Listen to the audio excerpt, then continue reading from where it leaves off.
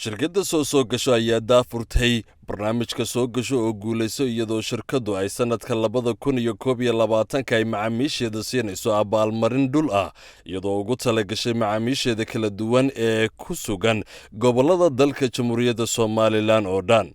ugu horeyna waxaa ka hadlay madaxa xidhiidhka dadweynaha shirkadda Cabdirasaaq Xasan Rakoob oo ka warbixiyay barnaamijkani in ujeedadeedu ay tahay in wax lagu celiyo macaamiisha kala duwan ee shirkadda soo maanta waxaan halkan ku daahfuraynaa barnaamijka Soogasho Oo Guuleyso ee 2021 waxa weeyaan waa markii labaad ee barnaamijkan si joogto ah aan u qabanno sanadkiisii xilligeedii ayaanu barnaamijkan daahfurnay ilaahay mahadii maantana waqtigiisii ayuu qaybtiisa labaad iyo barnaamijkii labaad iyo sanadkii labaad iyo bushaaradii hore ka weyn aanu maanta soo bandhigaynaa shirkadda soo ugub uma aha inay bulshadeedu wax ku celiso in badan bay bulshadeedu wax ku celisaa haday caafimaadka tahay waxbarashada tahay sportska tahay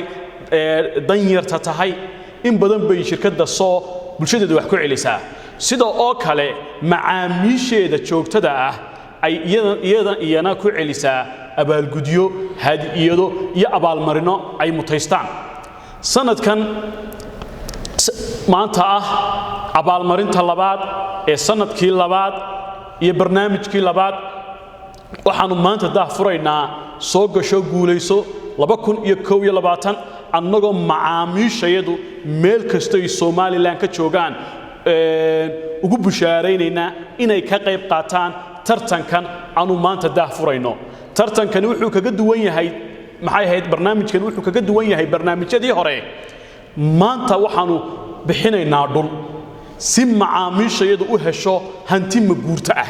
iyaguna waxaa si wada jir ah uga hadlay madaxa iibka shirkadda soo Muuse Maxamed Muuse iyo madaxa suuqgeynta shirkadda Sam Omega iyo Mukhtaar Nuur Maxamed oo ka mid ah mas'uuliyiinta shirkadda soo waxaanay dhammaantood ay ku dheeraadeen muhiimadda uu barnaamijkani u leeyahay iyo shuruudaha looga baahan yahay macaamiisha cusub iyo macaamiishii hore ee shirkadda soo si ay ugu guuleystaan dhulkani haddaba macmiil si aad uga faa'iideysato fursadan qaaliga ah waxa fursadani dhammaan u furan tahay dhammaan macaamiisheeda hadda nala jooga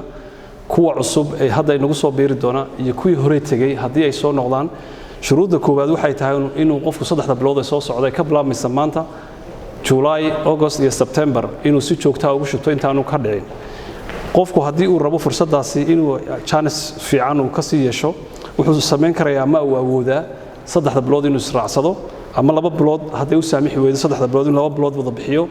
ama bil kasta inuu bixiyo waa fursad qaali ah oo macaamiisheeda ugu tala galnay waxaan rajaynayaa inaad ka faa'iideysan doontaan kulley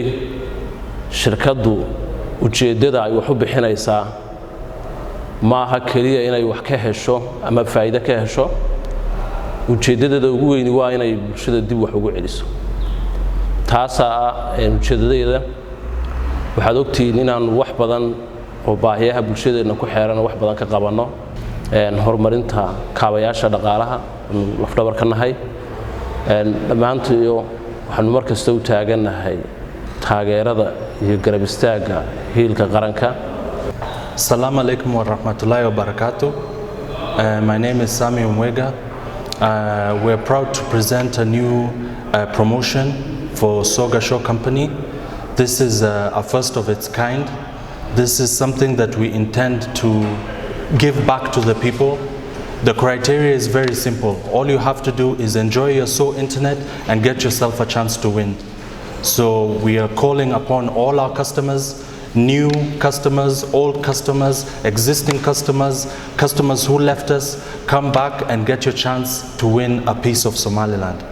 gabagabadii barnaamijka Soogasho Oo Guuleyso ayaa noqonaya sanadkii labaad oo xidhiidh ah oo shirkadda soo ay u qabato macaamiisheeda kala duwan ee shirkadda soo iyadoo shirkadduna ugu talagashay inay sanad walba ay barnaamijkani ay ku abaalmariso macaamiisha kala duwan ee shirkadda soo